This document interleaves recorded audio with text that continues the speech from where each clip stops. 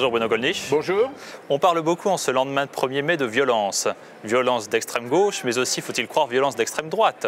Christian Estrosi et Jean-Luc Mélenchon et d'autres personnalités ont condamné les violences qui se sont produites. Quel est votre sentiment ? Oui, ces réactions sont parfaitement ignobles, en particulier de la part de Christian Estrosi. Il n'y a eu aucune violence de ce qu'il qualifie d'extrême droite. Bon, Mélenchon, au moins, s'est ravisé.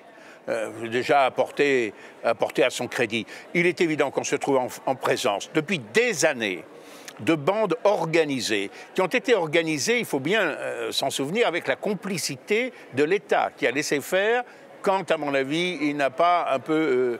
il ne les a pas poussés. Je vous rappelle que Pierre Joxe, ministre socialiste de Mitterrand, quand nos réunions étaient physiquement attaquées, et au début, je dois dire, de mon engagement, elles étaient pratiquement toutes attaquées physiquement. Il parlait de harcèlement démocratique. Encore lors de la dernière campagne européenne à Grenoble, nous avons dû faire face à des manifestants non seulement conspuant, mais jetant des bouteilles de bière, empêchant les gens d'entrer par la force. Et tout ceci avec la complaisance d'un certain nombre d'élus de gauche. Alors, j'ai l'honnêteté de dire que la CGT n'est pas directement responsable, bien sûr, ni les syndicats, les autres syndicats encore moins, de ces violences. Mais en revanche, il y a quand même quelque chose qui est extraordinaire.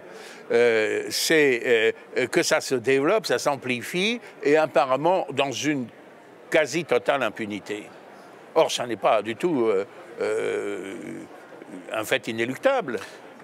D'autant moins inéluctable que les renseignements généraux étaient au courant de ce regroupement prévu de l'extrême gauche à l'occasion du 1er mai. Enfin, écoutez, si nos services de renseignement n'ont pas les fiches de la plupart de ces gens-là, c'est véritablement qu'ils ne servent pas à grand-chose. Bon, il est évident que, d'abord, ils devraient être repérés.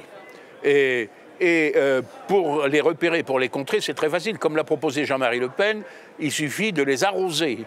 D'arroser, ça se fait dans tous les pays du monde. D'abord, c'est très dissuasif, parce qu'un militant trempé, il est quand même déjà un peu moins combatif. En plus, rien n'interdit de mettre un colorant dans le liquide, ce qui permettrait de les repérer. Troisièmement, les compagnies républicaines de sécurité, qui sont des professionnels quand même parfaitement aguerris, peuvent parfaitement les coincer, les isoler. Ils agissent en bande, ils agissent en groupe.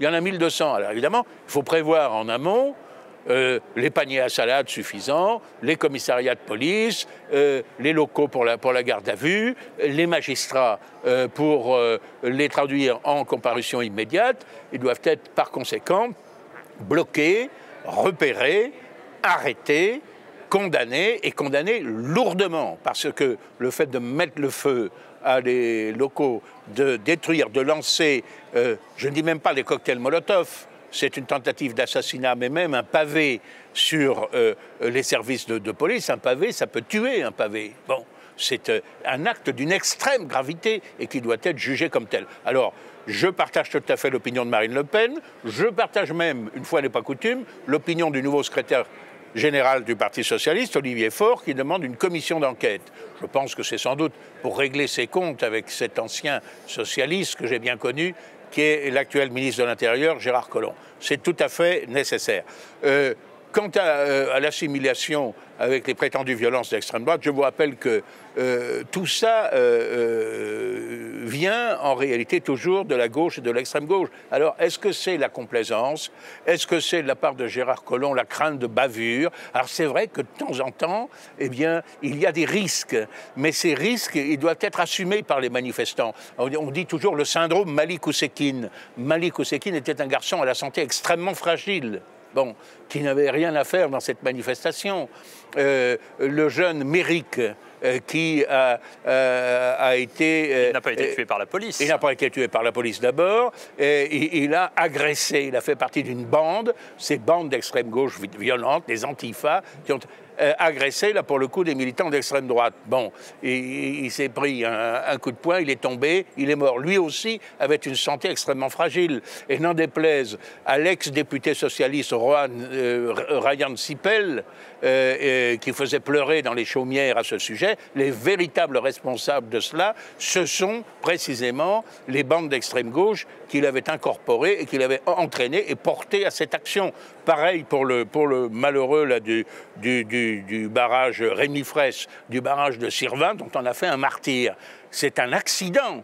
Ce garçon faisait partie, là aussi, d'un groupe extrêmement violent. Les gendarmes utilisaient des grenades offensives qui, contrairement à leur nom, ce ne sont pas les plus meurtrières. Elles ne font que du bruit et du souffle, contrairement aux grenades défensives. Bon, elles sont évidemment très dissuasives. Il se trouve que l'une de ces grenades est malheureusement tombée dans la capuche de ce garçon, occasionnant, là, c'est vrai, des dommages irréparables et entraînant sa mort. Ce sont des accidents, mais le risque d'accident ne doit pas empêcher l'État d'assumer son rôle, qui est celui de la sécurité des personnes et des biens. Pensez-vous que l'État l'est assuré en ce qui concerne le viol et le meurtre d'Angélique? On vient d'apprendre que le perpétrateur présumé, David Rameau, a été mis en examen, mais qu'il avait déjà été condamné en 1996 pour des faits similaires et qu'il était sorti au bout de 4 ans alors qu'il avait été condamné à 9. Oui, je crois qu'il avait déjà violé une très jeune adolescente, une enfant de 13 ans. Il a été relâché par anticipation. Il n'a pas fait l'objet d'un suivi psychiatrique. Alors que ça aurait dû être le cas. Là encore, les marches blanches, c'est très bien, je comprends l'émotion. Bien sûr, le drame que vivent les parents et la famille, bien sûr l'émotion de tous les honnêtes gens, et en particulier ceux du voisinage à Vambrechy, mais les marches blanches, ça ne remplace pas les résolutions politiques. Moi, je dois dire que dans des cas comme ça, je me dis quand même que les vieilles recettes avaient du bon, parce que les têtes tranchées ne repoussent pas, et c'est quand même une garantie contre la récidive. Voilà, pour le reste, la justice divine en décidera.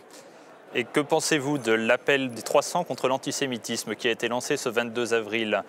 Après des meurtres de nature similaire, il y a eu un appel à une réponse légale et aussi à une réponse idéologique et religieuse de la part de l'islam contre l'antisémitisme. Oui, alors il est certain que les meurtres d'une part et de Madame Sarah Halimi, qui a été molestée longuement alors que la police hésitait à entrer de peur d'être attaquée. Enfin, c'est quelque chose d'absolument incroyable, malgré ses cris, malgré ses hurlements, ses protestations, et qui à la fin a été jeté par la fenêtre. Et le meurtre odieux aussi de Madame Knoll par des salopards qui venaient manger à sa table et profiter de sa générosité. Bon, là aussi, je dis quand même, le rasoir national retrouverait peut-être son utilité. Ceci étant, cette pétition, quand je vois je m'excuse, mais quand je vois qu'une pétition est signée par M. Bernard-Henri Lévy, je préfère personnellement m'abstenir. Et surtout qu'il n'y a pas que lui, il y a M. Philippe Val, qui a été l'un de ceux qui, à la tête de Charlie Hebdo, ont le plus vilipender l'action de l'État, la répression policière ou judiciaire, même quand elle était légitime. Et alors maintenant, ces gens-là viennent pleurer. Bon, eh bien, écoutez, ça sera sans moi, bien que je dise que les auteurs de ces forfaits doivent être lourdement condamnés et même ne plus jamais revoir la liberté, à tout le moins. Bon. Voilà ce que j'en pense. La seule chose qui est intéressante et qui pourrait prêter à discussion dans cette pétition, c'est la référence effectivement au texte du Coran que beaucoup de musulmans considèrent comme un texte dont on ne peut pas changer une seule virgule parce qu'il serait la parole incréée de Dieu et sur lequel on ne peut pas exercer de critique historique ou théologique. comme les chrétiens l'ont fait pour la Bible, pour les évangiles. Au passage, le texte de la pétition dit n'importe quoi sur Vatican II, bon, mais peu importe. C'est vrai que ces versets qui appellent à tuer les Juifs ou à tuer les chrétiens posent un problème, je le dis depuis très longtemps. Bon, et les musulmans les plus intelligents, et il y en a fort heureusement, ou les plus sages, en sont parfaitement conscients. Alors moi, je ne suis pas un théologien de l'islam, mais je sais que dans le Coran, il y a des versets que l'on dit abrogés et d'autres que l'on dit abrogeants. Alors il serait temps qu'il y ait une analyse théologique et que les versets dont je parle soient considérés comme abrogés, mais ça, c'est la responsabilité des autorités religieuses musulmanes. C'est, je trouve, le seul point intéressant véritablement dans cette pétition. Sans transition, que pensez-vous de l'opération Defend Europe qui s'est tenue dans l'école des Alpes à l'instigation du groupe Génération Identitaire? Et bien là encore, c'est une opération pour laquelle un certain nombre de menteurs se croient obligés de stigmatiser les prétendues violences d'extrême droite. Alors on peut penser ce qu'on veut de cette opération. Il se trouve que ces jeunes gens n'ont molesté rigoureusement personne. Ils ont par une audacieuse ascension, si j'ose dire, et déploiement de banderoles, etc., demandé le rétablissement de la frontière en un point où l'on sait que l'immigration illégale parvient continuellement en France. Alors, c'est parfaitement leur droit, c'est leur droit de citoyen d'attirer l'attention des pouvoirs publics sur le fait que la loi est violée, que nos frontières ne sont pas respectées, qu'il y a une immigration massive et illégale qui sert à des passeurs comme ceux qui ont été récemment démantelés et qui faisaient venir de jeunes Ivoiriens dont l'un prétendait, qui prétendaient tous être mineurs. L'un prétendait avoir 17 ans, on s'est aperçu qu'il en avait 32. Bon, alors je sais que dans cette région des Hautes-Alpes, que connaît bien mon ami et assistant parlementaire Amaury Navarane, il y a un certain nombre de bonnes âmes, y compris l'évêque de Gap, qui se sont émus, qui ont insisté sur l'obligation d'hospitalité, de venir au secours des plus démunis, etc. Oui, d'accord, peut-être, mais pas au secours des passeurs, pas au secours des filières d'immigration illégale. Et l'obligation morale d'hospitalité qui s'adresse aux personnes ne saurait porter préjudice à l'obligation qu'a l'État d'éviter la submersion de notre nation. Voilà ce que j'en pense. Finalement, les militants de Génération Identitaire, pour conclure sur ce point, défendent l'état de droit. Voilà, absolument. Et d'ailleurs, c'est si vrai que le ministre de l'Intérieur, Gérard Collomb, à la suite de cette opération, a dit oui, alors il va poster maintenant des observateurs, des policiers, des douaniers, que sais-je, pour surveiller cet aspect de la frontière. C'est donc bien qu'il y avait une carence et malheureusement, ça n'est pas la seule. Bruno Gollnisch, quelques questions à propos de l'information, sur l'état de l'information. Au moment où l'Union européenne se penche sur les fake news, où le gouvernement français, notamment le président de la République, s'intéresse aux fake news. Et votre point de vue, le professeur Lugan, africaniste célèbre qui a été consultant d'organisations internationales sur les questions africaines pendant de très nombreuses années. Le professeur Lugan a vu son blog censuré par le système, par le ministère des Armées. Oui. Je connais très bien le professeur Lugan. Nous avons été collègues à l'université de Lyon. C'est l'un des meilleurs connaisseurs de l'Afrique. Ce que le ministère des Armées, je pense, reproche, c'est pas l'auteur de cette décision absurde, imbécile, ne s'est évidemment pas fait connaître. Bon, ce ne sont pas les fake news que l'on reproche à Lugan, ce sont des true news, de véritables nouvelles, voilà, des informations exactes, notamment d'ailleurs sur les raisons de notre enlisement actuel au Mali. Alors, le ministère de la Défense a fait en sorte qu'on ne puisse plus aller sur le site de M. Lugan à partir des ordinateurs de l'armée. Comme ça évite, notamment aux militaires qui sont sur place d'ailleurs, de pouvoir s'informer un peu de des analyses géopolitiques, généralement très bien vues, de ce chercheur. C'est évidemment tout à fait absurde. Mais si on parle de fake news, il y a d'autres fake news. Il y en a une qui aurait dû faire, par exemple, la une des journaux, quelques-unes. D'abord, le prétendu... pour commencer, à propos de la situation dans les universités, c'est un peu la même chose d'ailleurs dans les universités, qu'on tolère ces saccages, ce vandalisme. Moi, ça fait 50 ans que je vois ça. Quand j'étais étudiant, j'ai vu la faculté de Nanterre toute neuve saccagée délibérément par les gauchistes, qui est une façon pour eux de s'approprier le local. Eh bien, écoutez, c'est ce qui s'est passé à Tolbiac, c'est ce qui s'est passé une nouvelle fois à Nanterre, dans d'autres universités. Eh bien, écoutez, là aussi, il faut faire intervenir les forces de sécurité, identifier les auteurs de ces actes. Ceux qui sont effectivement étudiants doivent être traduits devant des instances disciplinaires. Ça n'existe pas que pour les professeurs réclamant la liberté d'expression, les instances disciplinaires. Bon. Et puis qu'ils soient condamnés, pas seulement pénalement, mais civilement, à payer les dégâts solidairement, in solidum, comme on dit. Ça va en calmer plus d'un. Mais qu'attend-on pour faire cela? Bon. Alors, parmi eux, il y a une jeune Leïla, militante de l'UNEF, qui avait annoncé qu'il y avait eu un étudiant défenestré par les forces de police ou très sévèrement matraqué, je ne sais plus. Et qui était en état de coma. Et qui était dans un état de coma pratiquement dépassé. Tout ça était absolument bidon. Voilà un exemple de fake news qui a pourtant été repris dans un certain nombre de médias.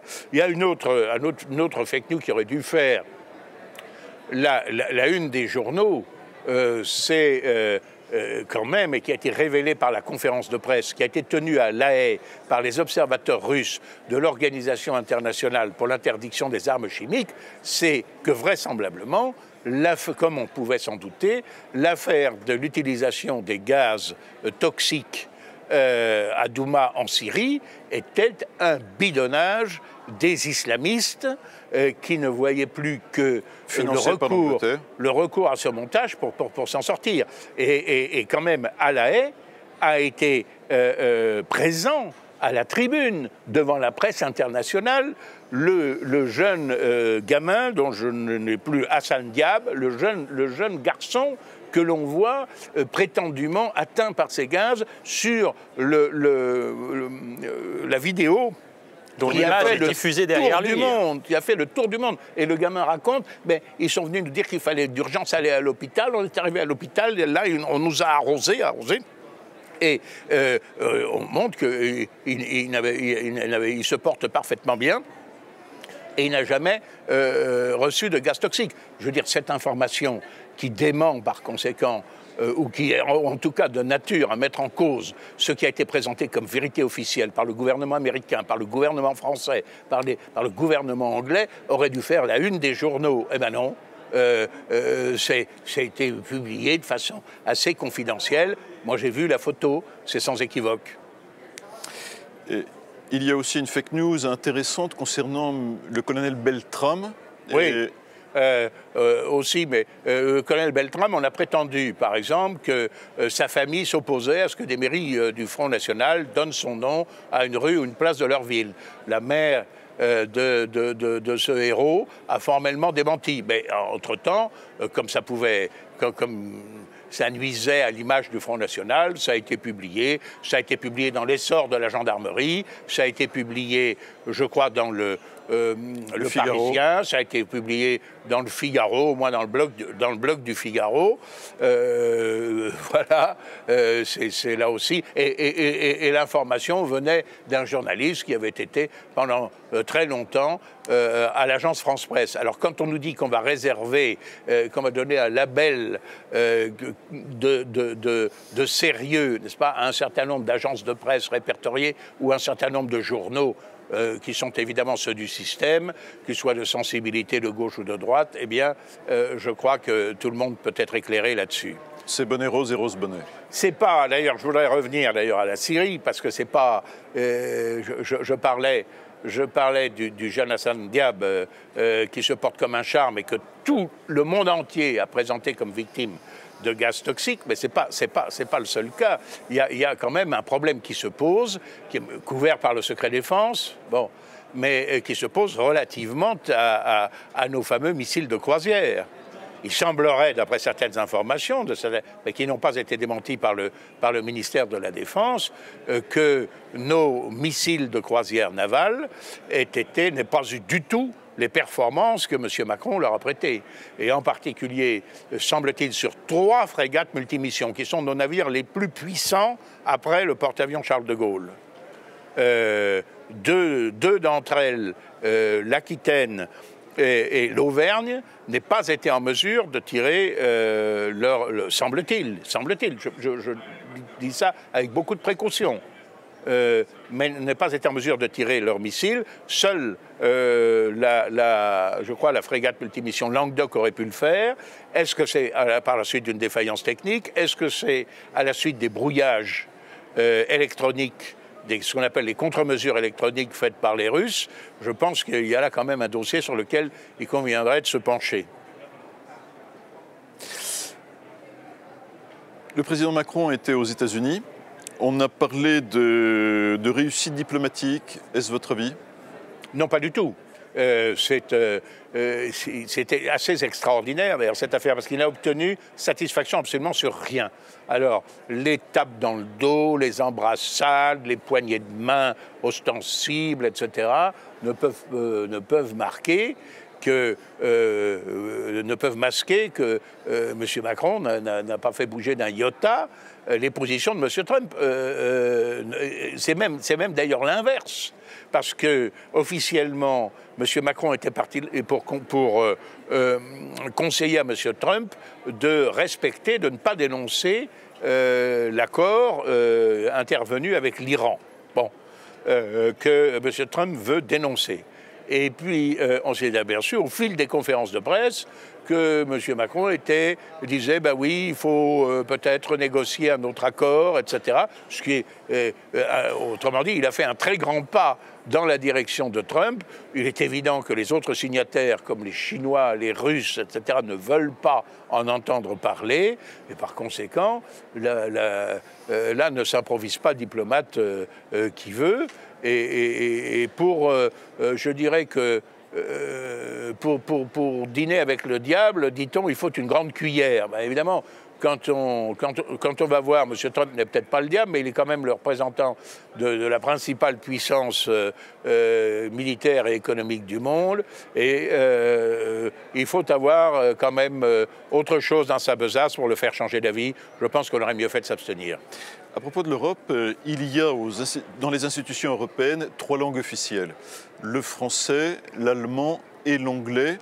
Vous avez eu un coup de cœur pour une intervention d'un de nos ambassadeurs. Oui, monsieur Léglise Costa, qui est ambassadeur de France auprès de l'Union européenne, qui lors d'une réunion, alors je ne sais pas si c'est le comité des représentants permanents, enfin qui est chargé de préparer les réunions du Conseil européen. En l'occurrence, qui travaillait sur le projet de budget. Voilà, il a quitté la séance parce qu'il n'y avait pas l'interprétation en français. Monsieur Léglise Costa s'exprime certainement parfaitement en anglais. Je considère qu'il a eu tout à fait raison. Et d'ailleurs, dans cette institution, je l'ai vérifié moi-même, j'ai insisté pour parler français à la dernière réunion de la délégation qui s'occupe de nos relations avec le Japon. Je constate que l'on bafoue le règlement et il est quand même extraordinaire qu'au moment où la Grande-Bretagne fait connaître qu'elle sort de l'Union européenne, jamais la dictature, en quelque sorte culturelle, de la langue anglaise n'a été aussi forte sur les institutions européennes. L'italien pour remplacer l'anglais ?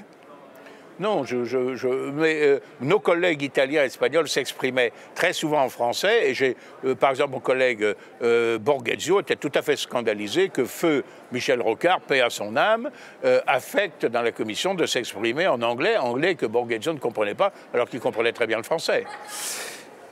Avez-vous quelque chose à ajouter Oui, à propos de la presse À propos de l'information, puisque nous parlons des fausses informations et des vraies, alors les fausses qui circulent très facilement, mais qui ne sont pas celles que l'on dit, et les vraies qui malheureusement peinent à se frayer un chemin. Eh bien, je conseille, une fois de plus, à nos amis de lire la presse amie, même quand cette presse amie, elle est parfois pas si amie que ça avec le Front National, elle est parfois critique. Je pense en particulier à un excellent billet hebdomadaire qui est le bulletin d'André Noël. C'est une synthèse hebdomadaire de l'actualité dans laquelle on trouve beaucoup de choses intéressantes, mais bien sûr aussi Présent, Rivarol, Minute. Ce sont des médias qui ont des difficultés financières. Je pense que c'est un devoir impérieux de ceux qui ont une sympathie pour notre cause que de s'abonner. On n'a pas besoin d'être d'accord avec tout, ils n'ont pas besoin d'être d'accord en tout avec nous, mais on trouve chez eux ce que l'on ne trouve nulle part ailleurs, et par conséquent, je crois que ce serait un drame que ces titres, dont certains sont fort anciens, disparaissent du paysage de la presse française. Bruno Gollnisch, il y a une mini-session à Bruxelles. Nous allons vous laisser rejoindre l'hémicycle. Merci. Merci Bruno Gollnisch. Au revoir.